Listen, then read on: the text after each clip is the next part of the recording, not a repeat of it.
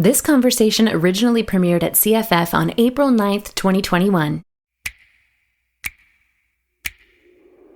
The chat you're about to hear is a rare opportunity to listen and learn from some of our favorite professionals in a number of comedy writing formats here in Canada. They give us amazing insight around breaking in and pursuing a career in writing and directing funny, both at home and abroad. Cheers, Jacob Tierney, Winnie Jong, and Ashley Cooper. Welcome to the festival.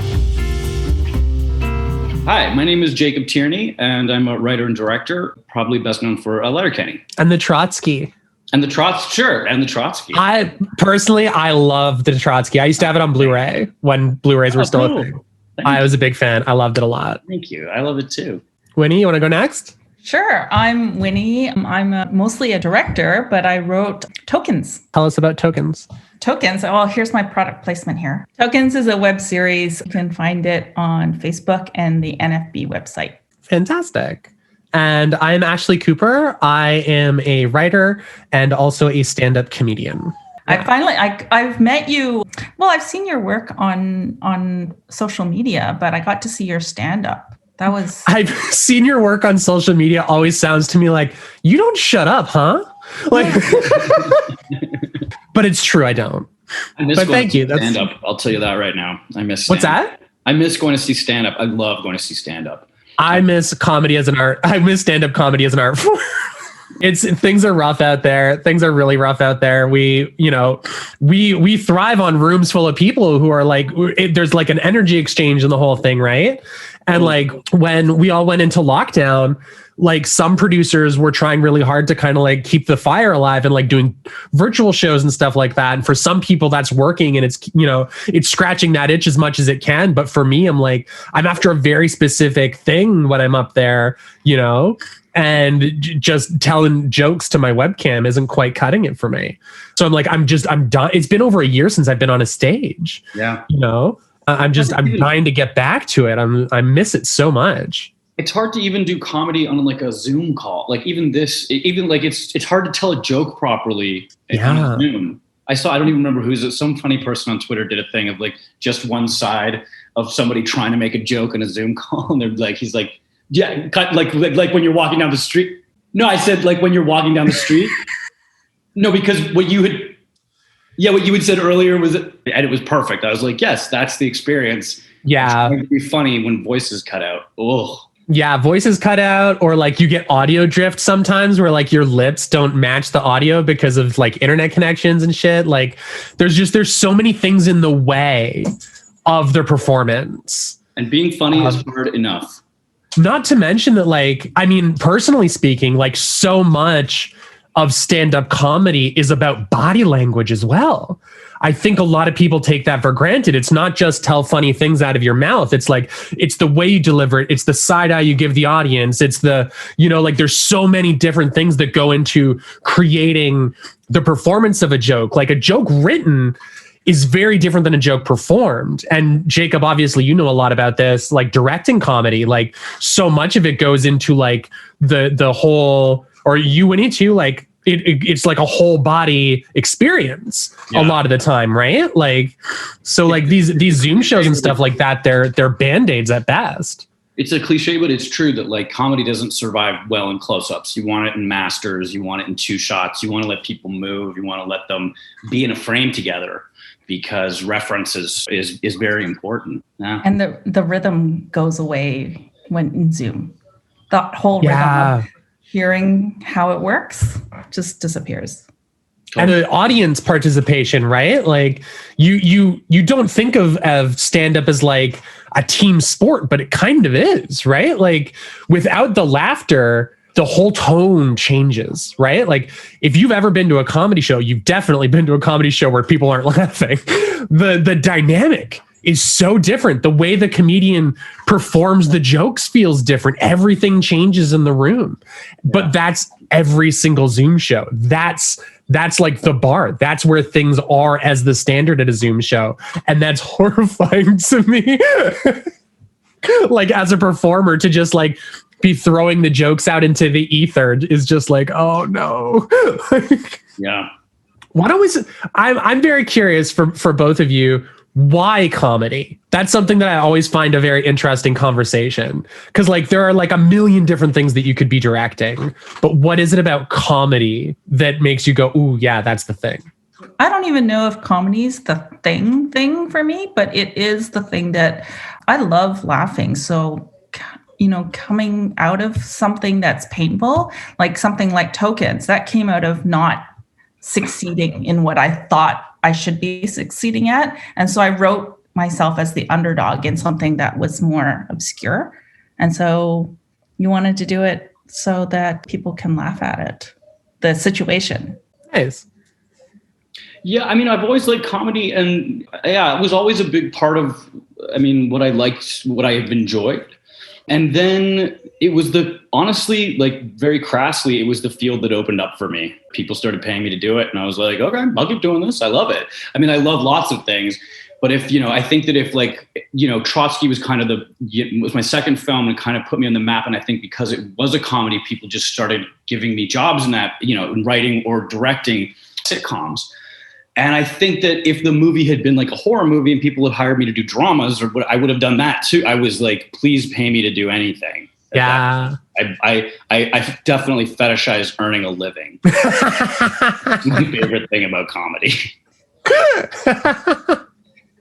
I feel that the first short that I ever made was a comedy, and it was an 8-minute short, but suddenly I was a comedy director. That's right. What people assumed that I wanted. It's what people people assumed I was, because I had made a comedy, therefore comedy. It's funny sometimes how for a creative industry, we sometimes lack imagination about like where sometimes chronically lack imagination, I would say. Chronic. I'm being polite. When I first started it took so long for me to get hired to do any TV. And people would always say this thing of like, well, you come from movies, so you're used to spending a lot of money. And I'm like, have you seen Canadian movies? Like, what are you talking about? People in Canada are saying that? Yeah. They're like, oh, well, you're used to working with those movie budgets. And I'm like, where's the movie? What are you talking about? TV has way bigger budgets than movies do. It's always was such a bizarre thing to hear. People still kind of say, they're like, yeah, they made shorts and they've, made an indie feature, but can they work with a budget of TV? And you're like, yes, it's a bigger budget. Unfortunately, I'm begging you to let me work with the budget of TV.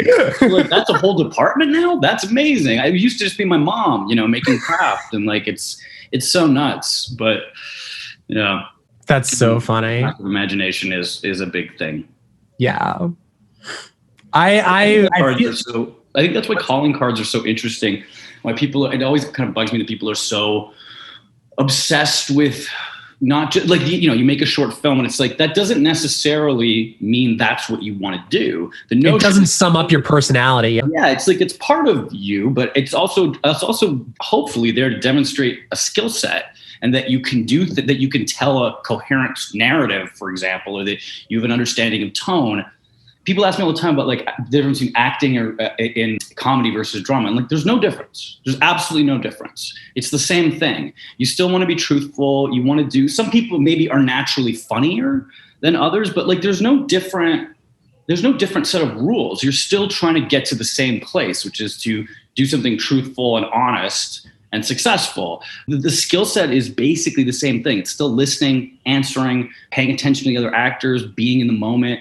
Those are universal. There's no difference between a comedy or a drama in that way, as far as do you get to direct drama, Jacob? I have in my life. The truth is I haven't directed anything that isn't, I just actually finished this Fox show, but I haven't directed anything that isn't Letterkenny in like 5 years beyond this Fox show that I did, and then 2 plays. But one of the plays was a Tom Stoppard play, and it was very, very dramatic, very serious. And I love it. I mean, I love doing different things too, Yeah, I think as artists we do, right? I mean, For me, part of doing Tokens was that I don't get to do comedy. Like most of the work that I get is dramatic. And so therefore I don't have a funny bone in I don't have a funny bone. So even if I can create something that's comedic and that I find, actors laugh at it, audience laughs at it, I still don't have that comedic credit. Right. Yeah. That's how I ended up in stand-up, actually, is like I started with a comedy short. But like my like real true love is in like weird sci-fi and horror and like genre stuff. But I love comedy as an art form, and stand-up was a way to like do it adjacently with like where it's like it can be kind of its own thing, but it's also like serving, you know, like a similar thing, but it's at least separate enough that like, cause I can do that without people going, oh, so you make comedy, you know, it's different enough that I feel like if I'm trying to get to play with these toys, this isn't distracting people. They're like, okay, that's separate. Whereas like if I decided to make like a comedy web series and then I was like, I want to make a horror short, people would be like, what? Like, because people want to put you in a sandbox, right? They want you to be, here are your toys, you play with these. Yeah, but don't you guys also think that the advantage of comedy is that it's cheap? You know, it's not sci-fi, it's not horror, it doesn't require, like you don't need a car crash. You don't need it. You know, you can do things that are available to people, especially people who are just starting out, you know, making their own shit and not, you know, with a lot of financing. If you have a funny idea, it doesn't need to be big. It can be. Yeah. Oh yeah. The very first thing I ever shot, like even before I went to film school or anything like that, was a comedy short about like a bachelor who was in his apartment and realized he had no food while he was hungry. And it was just like going on like the epic quest of like opening every cupboard and like going through all of the ingredients that you have to see what you could make and stuff. And it was like, it cost us nothing because it was just like you walk into the apartment, you take most of the food out of the cupboards and you shoot, right? Like totally. Do you test your jokes out a lot before you go on stage? Like when you're writing and stuff like that, do you, and Jacob as well, like do you just write and then put it out, or do you test the jokes to see if it lands? I mean, in stand-up, we have a built-in system for that in open mics, which are basically a way to go out and like perform a set of new material to see how it works in front of a room of usually like 90% to 100% of other comics. And it's like me and other comics being like, what's that?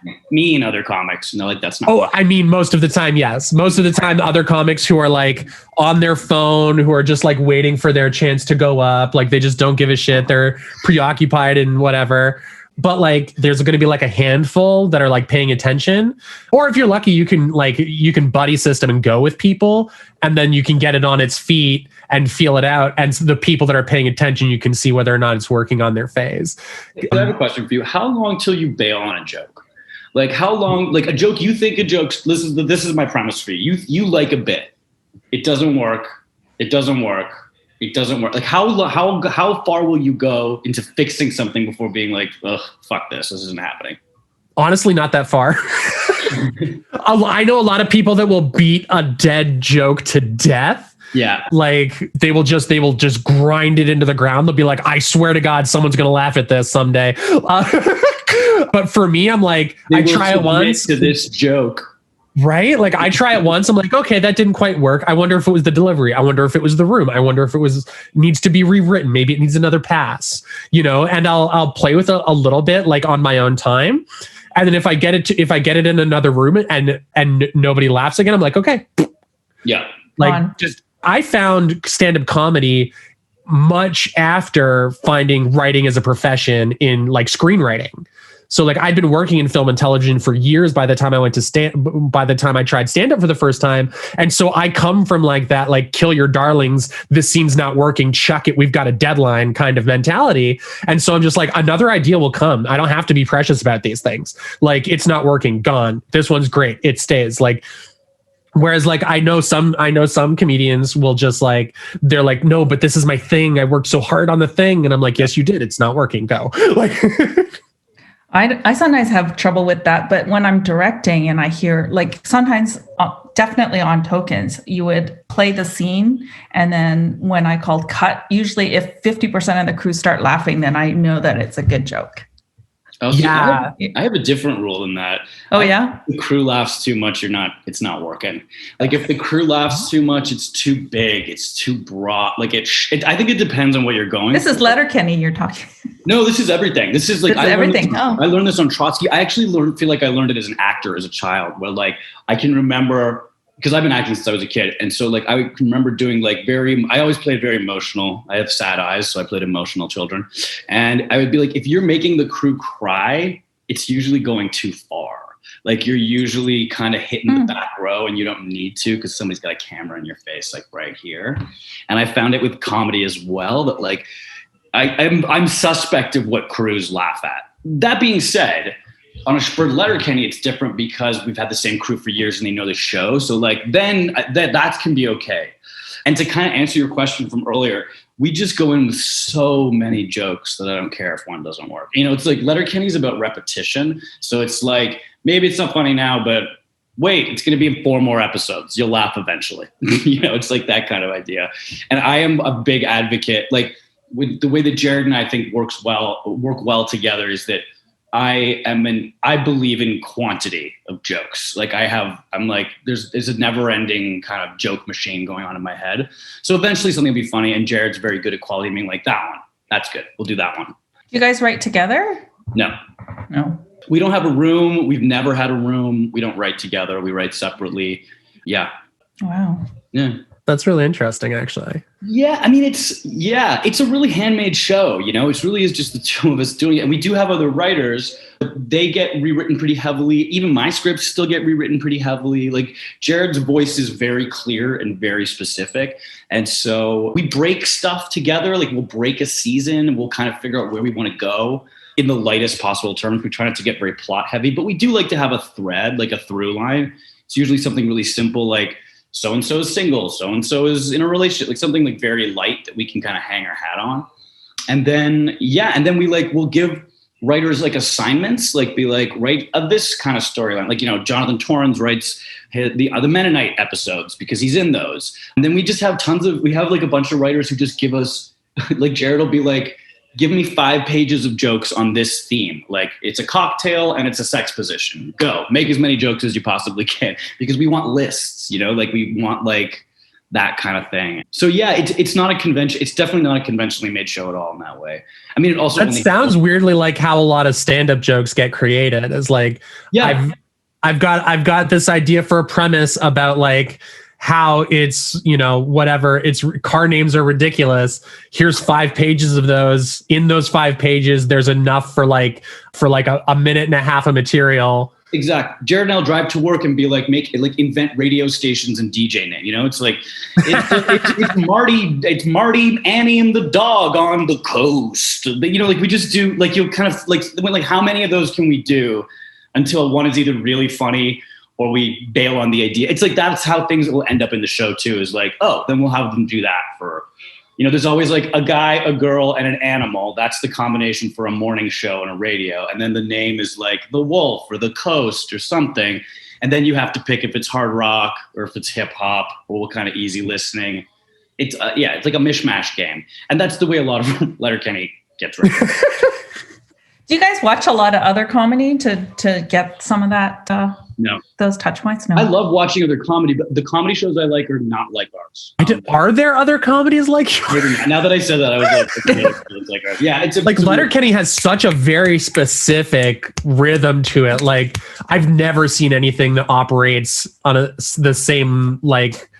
That's kind of an interesting thing about the way the jokes go too. The jokes are kind of the rhythm jokes. Like it really is about hitting the rhythm. It's not like, it sounds ludicrous to say, but like it's almost like iambic pentameter. It's like you have to understand that to do Shakespeare properly, and then you can lose it. But like you have to understand what that rhythm means, because there's meaning in the rhythm. It's how you express the jokes, because so much of the humor is repetition. It's like you have to hit the beat, which is ultimately which is why the show is kind of easy to make, because it's just like, there's always a fix. It's like, you got to do the rhythm. You got to do it. We got to hit the pace. There's not a lot of room to think about it, especially, you know, 92 seasons in or whatever we are now. Like, it's like, you just hit that pace. And now the actors, what's cool too, is that now when new actors join us, they know it because they've seen it. You don't have to, because at first people would be like, whoa, this is a lot of dialogue and this is really weird. And they'd be like, I know. They can catch up faster now because there's a familiarity. They've watched it. So they're like, I get it. This is how you guys talk in Letterkenny. It's not like talking in real life, but it's also not that mannered. Like you just kind of, you fall into it. Mm-hmm. That makes sense. I Yes, it has no choice. It is what it is now. Again, like 400 seasons of this show, you know? Are you considering how it plays to an international audience when you're coming up with stuff? Or are you just like, it's Letterkenny, and if you don't like it, we're not for you sort of thing? You know, it's not even we're not for you. What I've found, and this was my experience before it actually kind of came out of the Trotsky, when people were like, why are you setting it in Montreal? Why are people speaking French? Like, why are you doing it? And I was like, I think the more specific you get, the more universal it becomes. And what we've found with Letterkenny is that, sure, you might not, like, first of all, I love, whenever I talk to Americans, they're like, I guess you Canadians talk that way. And I'm like, no, we don't. Like, listen to me speak to you right now. I'm not talking like that. I was like, my parents watch with the closed captioning on. They don't understand what we're saying either. But what is universal is every town has like sports guys. Every town has like drug addicts. Every town has, you know, it's like these people exist in whatever form. And if it's, you know, soccer where you live, or it's football, or it's whatever, it can be whatever it wants to be. But the kind of the groups, the gangs of people, like, I think that exists pretty much everywhere. And the more specific we get, the more universal I think it ultimately becomes, because it's truer. You're doing something that's real. You're not. Yeah, like when I sit down to watch like Dairy Girls, I'm not like, wow, I wish this was less geographically specific, right? Like, it's like, part of the appeal is that you're getting a peek into a world that you're not a part of, right? Like, no one's like watching Flight of the Conchords and being like, can you stop with those Kiwi accents? It's like, no, that's exactly a new perspective here. It's part of the fun. Yeah. I mean, comedy is tricky. Wordplay comedy is always tricky with international, but like, I never think about stuff like that ever, if I'm being honest. Like, it's like, I want to find it funny first, and then I hope other people will find it funny. And that's kind of all you can do. Do you write comedy for yourself, or do you write comedy? Like, obviously I wrote Tokens for myself, and Ashley, your stand-up is, you know, it's very specific. Do you write it more starting from yourself, or do you?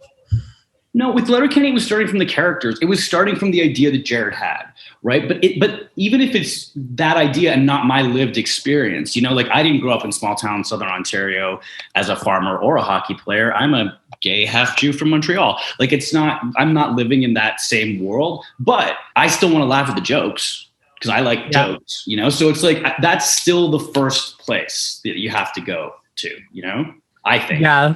My writing starts very internally in like a very specific way. Like my writing usually starts from like, I need to make something funny out of something that is very genuinely not funny. Cause like, I'm doing a very specific thing when I get on stage. Almost all of my material is about the trans experience. It's about systemic transphobia. It's about oppression. Like, it's like a 10-minute TED talk that makes you laugh, basically, if I'm doing it right, at least. And so I always come from like, what is the thing that made me feel the worst this week? How can we laugh at it? And so like, I know that once I've found a version of it that I go, then I know I've figured it out. I can get that on its feet on a stage somewhere, and then go through the open mic process and figure out, is it just funny for me? Yeah. And is it, cause I have this added barrier sometimes where it's like, it's not just, is it funny for the right reason? Right. Because I had this joke that I used to perform that I loved doing, and it always got like a great explosive laugh. It was like my like one guaranteed laugh, no matter what room I was in. Because when I'm on stage, like a lot of the times I'm just in like a t-shirt, jeans, and like a plaid shirt. I have this joke about how they've come up with this stupid term called autogynephilia, which is basically the idea that trans women are actually just men that get turned on by the idea of being women. And I just like address like what I look like in that moment. I'm like, yeah, lesbian Kurt Cobain over here is for sure walking around in a constant state of arousal or whatever. And it's like, it always gets like this laugh because I just look schlubby on a stage. And after a while I was like, I don't know if you're laughing at this for the right reason, guys. Right. Like, and so I stopped doing it and I rewrote the joke, and it still works, but it's not, I never feel like it's at my expense now. And so sometimes that's a concern, because I've been on shows where literally the person right after me has transphobic material in their set, and the audience is still laughing at it despite the fact that I was just in front of them for 10 minutes. Like, I had one of my favorite stories to tell about transphobic material in stand-up comedy is I was hosting a comedy competition that happens here in Toronto called Comedy Brawl. And one of the contestants came up to me about halfway through the show nervously and was like, hey, so I have some like tranny material. Is that going to be offensive? It already is. If I like, is that going to be okay if I do that? And I was just like, we're going to find out. And he went on stage and he fucking just shit the bed. It was incredible. It was like everybody in the audience was like, can you not read social cues? Do you not know what's going on right now? Someone who's opening with, I've got tranny jokes is probably not going down. But like, think of the thing that the reason why I love that story is that it's so like there are so many levels to it, right? Like, because like there's just somebody that clearly knew that there was something wrong with their material. Yeah, was self-aware enough about it to come ask me about it, to be polite about it. Like to know enough that there was a problem to actually like bring it to me and be like, hey, is this cool? But then to also use a slur in the request. Like it's loaded. There's a lot of layers there. It's a lot. Wow. So like I have to worry about stuff like that. I have to worry about not just is it funny, but is it funny for the right reasons? Are you laughing at the right part of it? Well, I think we think about that on the show too all the time. Like it's like, you know, we have a lot of especially sexual representation across the board, like queer characters that kind of go in through various lines, and it's always like. And I pulled back on jokes where I was like, enough with this kind of like because part of the thing of getting lists is like, it can get into way too much I'm fucking your dad material. And I was like, yeah, enough. We've nailed that. We've hit that. And what we try really hard to do, because Letterkenny is a very accepting world, but it doesn't live in the, like what I think of as like baking show comedy, where it's like, there are no stakes. No one's feelings ever get hurt. Everybody's perfect. Everything is fine. I don't like that either. I like to deal with the real world because that's where it's funny too, you know, like, and you can tell the truth and not be a dick. Like there's lots of different ways to be funny. And the rule that we have is that no bullying.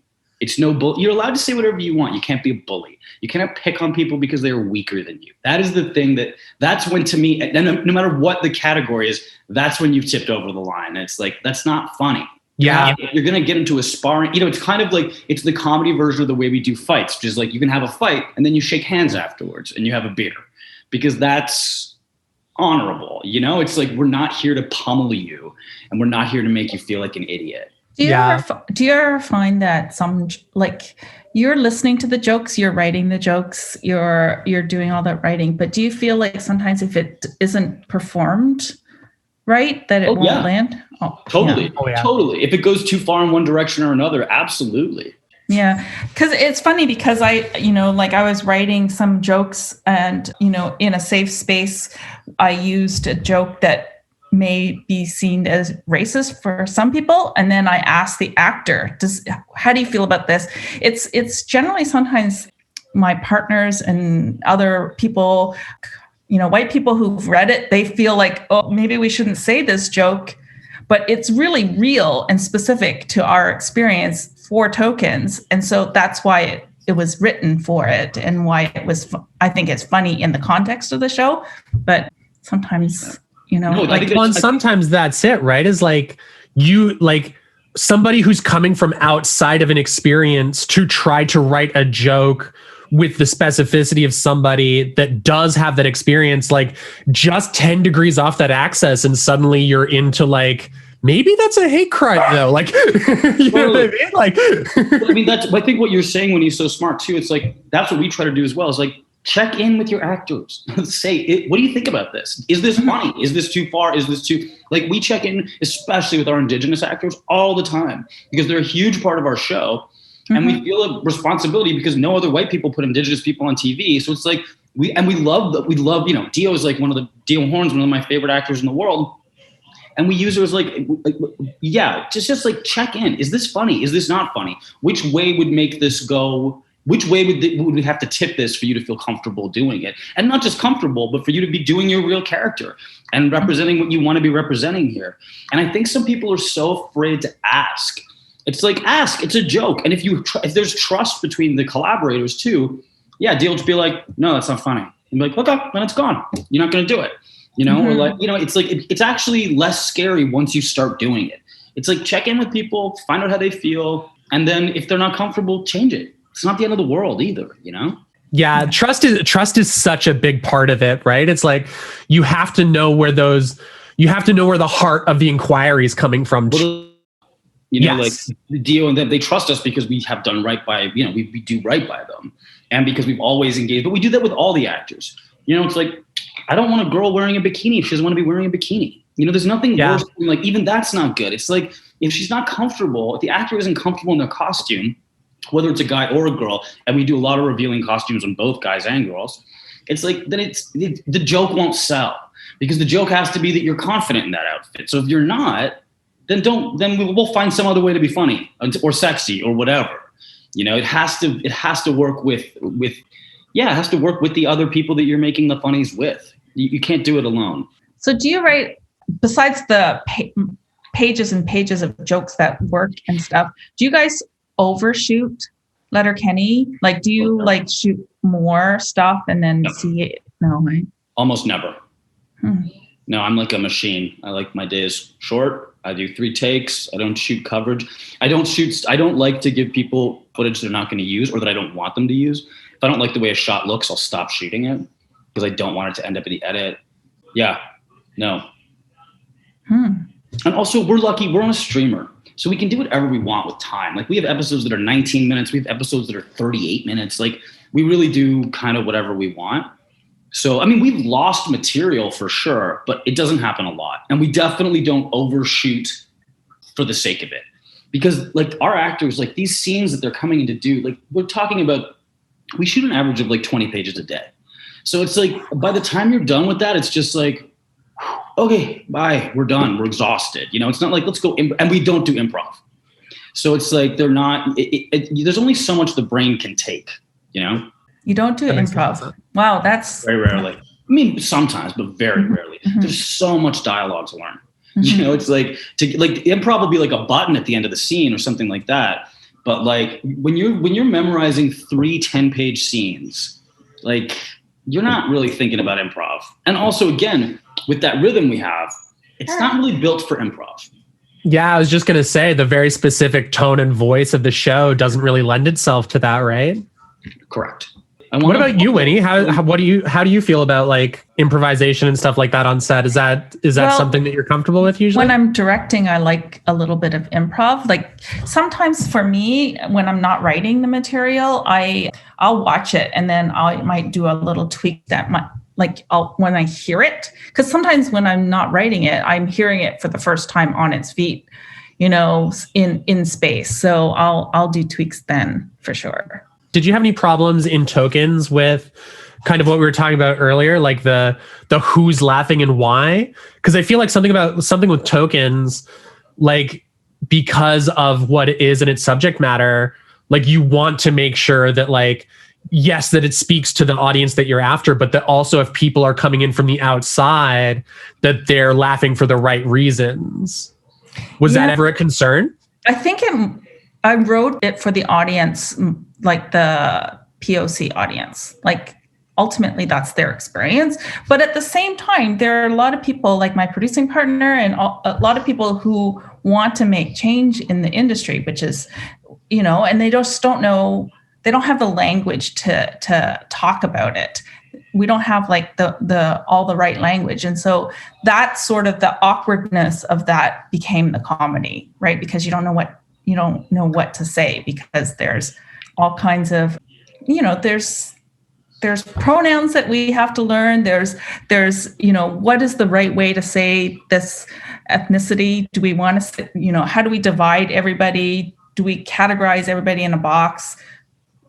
And I just wanted to laugh at that, because it is awkward for some people. It reminds me of one of my favorite shows ever was 30 Rock. And 30 Rock dealt with race on a regular basis, and not always that well. Sometimes it hit, sometimes it didn't. One of my favorite jokes ever that I feel like exemplifies exactly what you're talking about, Winnie, is when Alec Baldwin is dating Salma Hayek. And he says something about being a Puerto Rican. And he's like, yeah, I've been meaning to ask you, what can I call you? She's like, what do you mean? I'm a Puerto Rican. And he's like, no. I know you can say that. But what can I call you? And she's like, you can just call me a Puerto Rican. And he just goes, that doesn't sound right. Doesn't feel comfortable. That's the barrier, right? It's like, why does it sound like an insult from when it comes out of my mouth? Yeah. I love that. It's a pretty funny joke. What is there was something, what do you guys do either of you guys mentor or talk to young writers often? And do you have like stock advice you give people? Ooh. Because do you have like a set of things that you're like, look, I don't know, whatever it would be. Right? One thing that comes up a lot, unfortunately too often, I think, is I'll often talk to young writers and I'll be like, what are you working on? And they'll be like, oh, I'm working on this thing. It's a mob drama about this guy who whatever, et cetera, et cetera. And then this thing happens. And I'm like, oh, cool. Why that? Like, why are you working on that? And they'll be like, well, that's what sells right now. And I'm always just like... My old joke about what sells right now was like, sorry, you didn't mention a part with a vampire. When does the vampire come in? And I'm always like, okay, well, throw it out, never look at it again, delete the files. Like, if you're writing something strictly because you think that's what you could get made, you're starting from like the worst possible starting position. Like, it's already so hard to get anything done. And there are other people writing mob movies because other people love mob movies. There are people that have mob movies in their DNA. I don't know who these people are, but like they love it. They come from, they have a fucking stack of DVDs like this. They probably don't anymore, but like it's part of like how they like shaped themselves as a creative being. If you are writing it because you think there's a business opportunity, your shit is never going to work on the level that theirs does. If you're writing something, write it because it's in your DNA, write it because it's in your bones, write it because you have to get it out. Because at the end of the day, all we have to offer is ourselves, right? Like, absolutely. We like our individual voices as creators is what gives us value. Well, also, as storytellers. Especially when you're a young writer and you don't have the skill, you haven't put in the time or the work yet, because you can't have, because you're a young writer, to say like, oh, the other thing I'm good at is breaking a story or managing a room or whatever, all the other skill sets you could have when you're first starting out. I completely agree with you. It's like when people like, should I write a horror? Write what you like. Like write the best, write the thing write the thing you like the most is what I would say. What do you say? Yeah. Nate? I think it's also what you're obsessed with. It's what you're obsessed with, because writing is so hard, right? Like for me, I consider myself the young writer. I'll do anything, almost anything, to procrastinate from writing, including doing this, Oh, me too. Because I'm doing this today, I was like, I can't really do anything else. I can't write. Well, no. The day's done. The day's already over. This has been 24 hours that we've been talking about this. Yeah. But like when I tell that story because I was that person. Like for a really long time, like when I left film school / quit film school, I was like, okay, what could I write that like maybe I could pull off? And it was like I wrote like a really shitty little like indie drama about like a fucking, near to do well white guy who was just misunderstood or whatever, right? That never ended up anywhere because somebody was like, what's it about? And I'd tell them the plot. They go, what's it about though? And I'd be like, because I didn't have an answer, right? Like, and then I probably wrote 3 or 4 scripts. And like they all progressively got better from like a craft level, because you can't not get better as you're writing. Mm-hmm. But they were all just so empty. there was no meat on the bones, so to speak. And then I was eventually just like, if there were no limits, if there were no limits in the world and I could just write whatever I want, what would I write? And then I wrote a sci-fi allegory for domestic violence and toxic masculinity. And it got optioned. It basically launched my career. And it was like never got made because I live in Canada and one of the main characters was a CG robot. But like it was me on the page. Every single page of that script what had me imbued in it.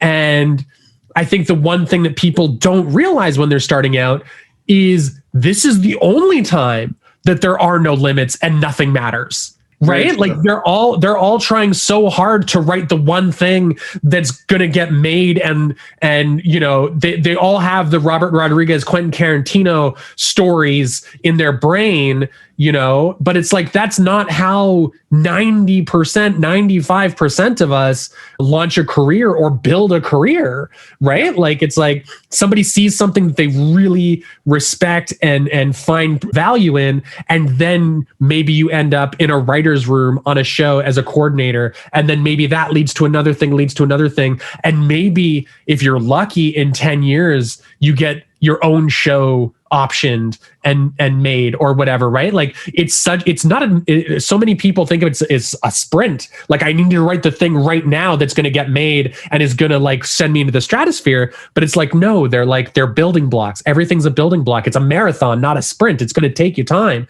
You gotta look at the long term. Yeah. Agreed. I ramble sometimes. I agree with you, Winnie, that writing is the worst. It is the worst. So here's the thing. So I wrote tokens because I wanted to direct and I needed material, and everybody that I knew, the working writers were working and they were always busy. And writing is horrible. So writing is horrible. They're like, will you write a thing for me? I'm like, I'd rather die. I'd rather actually die. I don't want to write things for me. I want to write for you. Oh God. Yeah. So I do things I can't write with noise, which I just discovered, right? So like I don't it makes it really difficult. So I will rather like Airbnb out someplace, like I'm, you know, like where I don't know anybody and I just have Wi-Fi and I will just like hunker down. That would be ideal for me. So to be in someplace different where I don't have like distractions. And I was adapting this book and the option was running out. I had to write, I just couldn't write this fucking script. It intimidated me for like a bunch of reasons. Big book, like not big, but like the writer was a very famous writer, not like one of her most famous books, but still like she just won the Nobel Prize. And I was like doing a thing to the book and I could not make myself even start this fucking thing. And so I did exactly what you said. I just finished my third film, Good Neighbors. And so I had a little bit of money and I knew a guy who had an apartment in Prague. And I was like, can I take it for a month and just go there and write with the Wi-Fi?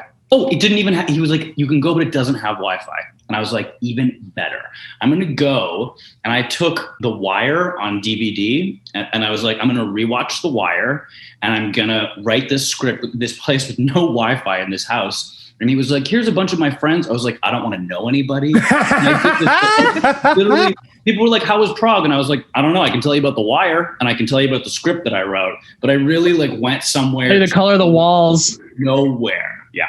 Yeah. I keep thinking about building a writing retreat for myself just so that I don't have to like have those distractions. So, I mean, that's my ritual for getting I love done. Having noise. I write in public too. I don't mind that either. I have tinnitus, so if I write in total silence, I'm still not writing in total silence. So I write with music on all the time. I can't listen to music that has lyrics in it. That always just like creates like Ghostbusters cross the streams in my brain and nothing works. I listen to Sigur Rós for that reason. I was like, whatever gobbledygook language this is perfect. Like Scooby-Doo or whatever he's saying. I was like, this is great. Yeah, I mostly listen to like video game scores, movie scores, like stuff like that, like stuff that's instrumental. Video game scores? Oh yeah, like some video game scores are on par with like the coolest Hollywood shit you've ever heard. I'm sure you're right. I just feel like I was just imagining like trying to write with somebody playing a fucking game on their phone next to me, and I would be like, you once you isolate it, like some of them have beautiful orchestral scores. Yeah, no, I'm sure you're right. I'm not talking like, oh yeah, like I put on like an MP3 of like the the overworld theme from Super Mario World where it's like do like.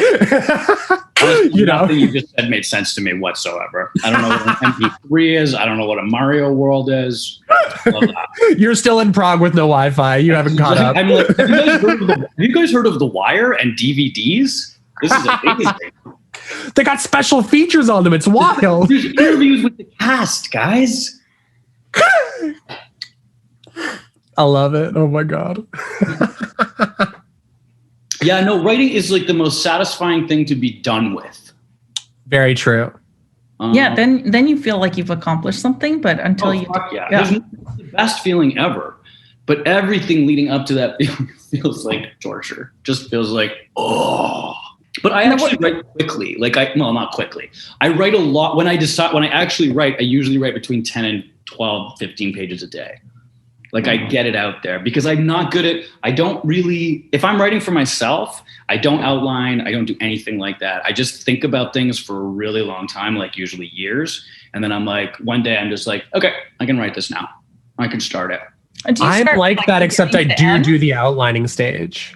Sorry. Do you write beginning to end? Like, do you just always? No matter what I'm writing, I always write in a row. Yeah. I write like narratively forward. My rule is I need to be able to imagine my way through the middle of the second act, and I need to know how it's going to end. And then I don't mind if I don't know the mid 30, like the last 30 pages or whatever, like the bottom half of the second act. That I don't mind figuring out. But yeah, with the stuff that I've written the most successfully, I kind of just dream my way through it, and it ends up doing what it's supposed to do. I always give young writers bad advice. I'm like, don't outline. But my first drafts, I've thought about them for so long that they're not really first drafts either. They're usually like, it's like, I think about, I stew on ideas for very, very long time. Yeah. I can relate to that. I do the outlining stage, but like I will sit on an idea for months and just like, it's like things are going on up here, but they're not getting written down. I'm not talking about them. It's just like, it's just happening in the background while I'm doing life. And then eventually it'd be like, okay. Those are ideas marinating. It's like, you're finding out where they go. And sometimes like, I'll have these moments where I'm like, oh, that's why he's there. It's just like something like, okay. Now this makes sense. Yeah. Do you ever find the best, like I do a lot of driving because I live outside of the city. Most of my ideas come when I'm driving on the 401 because it's sort of rote. And then I can when I structurally, like sometimes I like fix structure. I also live in the country and I find I do a lot of that on walks. I'll take the dog for like an hour. We'll walk. Walking my dog or on long transit rides.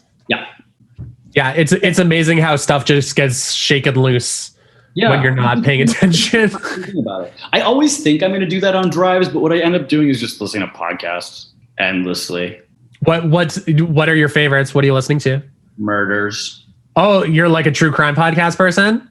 I mean, like I'm a gateway. My gateway drug was my favorite murder, obviously. But now that I really like long form ones, CBC does a lot of good ones. And there's some comedy podcasts. There's some other stuff that I listen to too. But like I do like I want someone to tell me a story. I want someone to spin me a yarn. And I do like to hear about murder because I don't want to hear about the news. You're living in a dystopia when true crime murder podcasts are easier listening than the news. Well, how about what are you watching right now? Like in terms of like the Canadian film and TV landscape today, what's catching your interest right now? You gotta watch Pretty Hard Cases, which I directed, and I'm really loving that. Because it's kind of it's like a different tone. It's dramedy, which is kind of nice to like play between some. Like someone Meredith McNeil who's in it is obviously a very talented sketch artist. So she's the one that's always sometimes like improvising, but it's got a serious tone because it's a cop show. So cool. Nice. Yeah, I was gonna say, like, I'm still sad Baroness is over. I love that show. It was so funny. Yeah, Baroness. This one sketch show is just so great.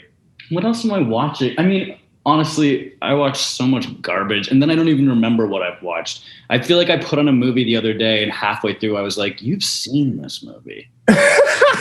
Oh, pandemic, you are not helping my brain. Like I am, it's like in one ear, out the other these days. I'm really not trying to even challenge myself. I'm watching this is not Canadian, but I'm watching this British detective show, and I was texting with a friend of mine. I'm like, I'm watching this British cop show about like a spunky female cop and like a guy who's wrongfully accused. And she was like, is this a bit? You're describing every British cop show. And I was like, it wasn't a bit, but it will be now. And I was like, and by the way, don't worry, all the important people are white. So it's functioning as it should in the British cop narrative sphere. Like, I'm sure somebody has a black girlfriend or whatever, but like, don't worry, we're good. What are you watching, Ashley? I, to my great embarrassment, just finally watched Schitt's Creek. Well, I've heard good things. People really like that show. They love that show. Well, I had watched the first 3 episodes when they first aired, and I was like, this is really cute. This is really fun. And then just got distracted with life. And then the reputation for the show kept doing this. And I was like, really? I was like, okay, eventually I have to get to that. And then I didn't. And then I didn't. And then I didn't. And then the world ended. And suddenly I had a lot of free time. So my partner and I were like, should we finally give it a shot? We were like, okay. And then we watched an entire season in one sitting. And we were like, it very quickly became like, do you want to watch an episode of the show? To do you want to watch our show? Like, it so quickly became like one of the favorite things that we had ever watched together. And we still like regularly quoted at each other and everything. It's shocking how quickly it found its footing and just like did this. Like, it's extremely impressive. And not like, it's not comedy, but I recently saw Blood Quantum and holy shit. Wow, that was a powerful movie. I haven't Blood Quantum yet, but I remember reading that script and I love that script. It's incredible. It's so good. This is also from like last year, but if you're looking for another good Canadian movie this is from Montreal, but Antigone. I don't know if you guys have seen Antigone. No, I haven't. It is fucking spectacular. It's really, really worth watching. It is a remarkable film. I've heard really good things about it. I watched it on a plane and I could not stop crying. And I was like, is this the altitude? So I watched it again when I got home and I was like, it wasn't the altitude, it was the movie. It's a really good movie. Because, you know, like sometimes on planes, I'm just like, I don't know what's happening, but I feel very emotional about this right now. And it's like a fucking... Both their moms are named Martha. And it's just like... And you're like, wait a second, something's wrong with this. If Zack Snyder's making you cry, you're on an airplane. This was not that. It's so good. And the lead actress is just spectacular. Like a tornado, this girl. And nice. It's really amazing. Yeah. How about you, Winnie? What's on your to watch list recently? Other than Pretty Hard Cases. Other than plugging your own show. I know, and it was not really my show yet. I understand. Yeah. I love Ted Lasso. I love everything about Ted Lasso. It's the one comedy recently that I was just like laughing hysterically with my headphones on by myself. Yeah, it's very hard. Have you seen it? Mm-hmm. I have not. I liked it a lot. I didn't love the middle of it. I thought it lost its way in the middle, but it rallied for the end of the season. It got a bit too heavy with the pop song montages and the sloppy sentimentality for me at one point. But I really did. Jason Sudeikis is like among the most likable people you can possibly put on a screen. So like, there's so much to like about that show, and it looked gorgeous, which is nice too. I loved it aesthetically. Mm-hmm. Everybody says it's very gentle watching, which sounds like right up my alley right now. No, it's like if you're in a Schitt's Creek vibe, Ted Lasso fits right in there. You can slide right into that. Well, hey guys, this was really fun chatting with you. This was great. I had a blast. I could keep sitting here talking about comedy shit forever. All right, guys, this was a lot of fun. Mwah. Goodbye. Thank you so much for your time, everybody. Have a good one. Thank you, Jacob, Winnie, and Ashley, for these seriously funny facts. Big thanks to Karen Walton for helping us put this conversation together. This chat was produced by Jen Pogue, Ashley Rains, and Bern Euler for the Canadian Film Fest. Music by Brett Higgins. The Cheers and Chats podcast is co-produced, edited, and sound mixed by Ryan Gordon. For more info on the fun happening now at CFF, find us at CanadianFilmFest.ca.